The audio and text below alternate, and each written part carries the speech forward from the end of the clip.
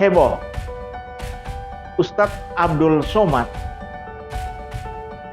ulama Indonesia yang dihormati di hampir seluruh wilayah Indonesia oleh pengikut-pengikutnya, ternyata ditolak untuk menginjakan kakinya di negara Singapura.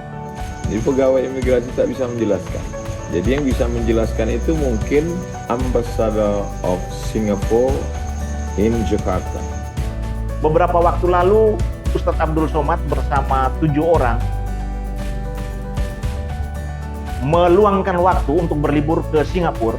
Namun dalam perjalanan ketika tiba di Singapura, yang bersangkutan dinyatakan oleh imigrasi setempat bahwa Ustadz Abdul Somad masuk dalam nominasi orang-orang NTL atau Not to Land, orang-orang yang dilarang untuk masuk dan menginjakan kakinya di negara Singapura.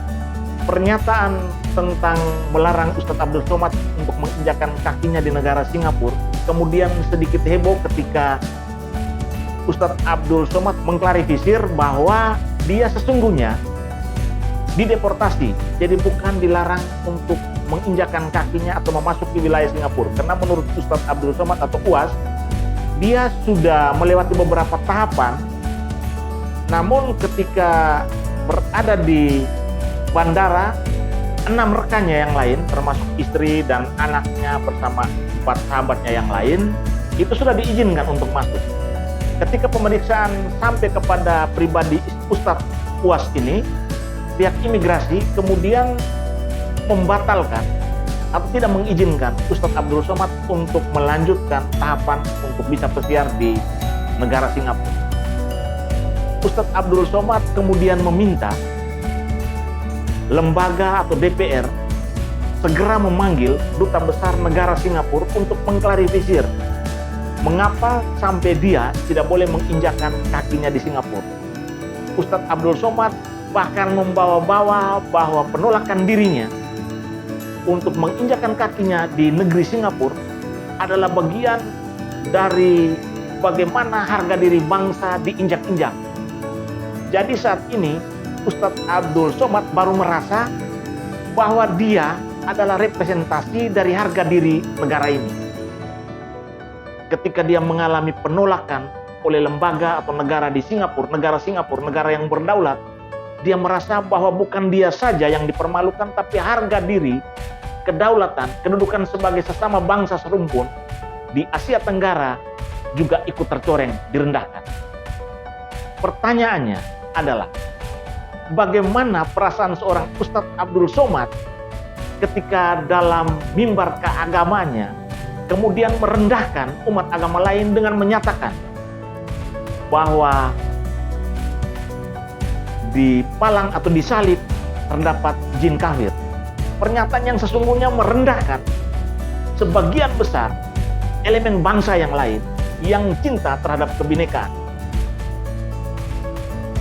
Ustadz Abdul Somad rupanya lupa bahwa perasaan yang sama, perasaan dipermalukan, perasaan direndahkan, martabatnya sementara diinjak-injak, itu pernah dirasakan oleh sebagian elemen bangsa atau minoritas di negeri ini yang terluka karena sebuah ucapan yang keluar dalam mimbar keagamaan yang dia pimpin. Hari-hari ini Ustadz Abdul Somad merepresentasikan dirinya seolah-olah dia adalah negara yang berhak meminta lembaga terhormat dalam hal ini DPR RI untuk memanggil Duta Besar Singapura agar mengklarifikasi persoalan ini. Dia kemudian mengungkap sejumlah fakta, dia ditolak di mana-mana, tapi dia lupa bahwa banyak negara di luar sana yang sementara anti dan menjaga betul agar tidak terjadi infiltrasi terorisme lewat isu-isu atau pesan-pesan keagamaan. Sikap was-was, sikap hati-hati oleh negara-negara lain adalah sebuah sikap untuk melindungi diri masyarakatnya dan negaranya terhadap gangguan terorisme berlabel atau berkedok agama ini. Sehingga terhadap penyiar, terhadap ulama, terhadap siapa saja yang kemudian dianggap kontroversi dalam menyampaikan pesan keagamaan yang mengganggu keterikatan nasional sebuah negara karena pesan-pesan keagamaannya, maka tokoh-tokoh itu menjadi tokoh-tokoh yang sangat dijaga, diwaspadai untuk tidak masuk, menginjakkan kakinya, apalagi memberikan pesan-pesan keagamaan yang menurut negara dinilai bisa merusak keterikatan atau persatuan dan kesatuan negara bangsa. Ustadz Abdul Somad perlu berkaca diri. Saatnya dia merefleksi diri, dia introspeksi diri tentang semua yang sudah dia lakukan. Apakah selama ini dia cuma memberikan pesan kebaikan, kemudian ditolak? Ataukah selama ini seorang UAS juga memberikan pesan-pesan miring yang cenderung menjatuhkan, bahkan menjustifikasi kelompok minoritas sebagai kelompok kafir dan rendahan? Indonesia jangan lagi kemudian dilabeli sebagai negara yang rendah hanya karena salah satu tokohnya yang kontroversi kemudian ditolak di beberapa negara.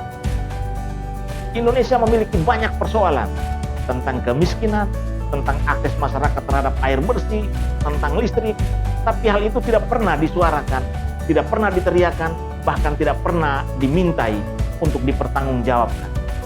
Tetapi hanya seorang Ustadz Somad yang ditolak di Singapura, Indonesia dibuat gaduh. Saatnya Indonesia berdiri teguh, saatnya satu orang tidak boleh melukai begitu banyak orang Indonesia. UAS mendapatkan pelajaran, mendapatkan hikmah, mendapatkan buah dari semua yang sudah dia tabur. Barang siapa menabur angin, dia menuai badai. Salam rasional.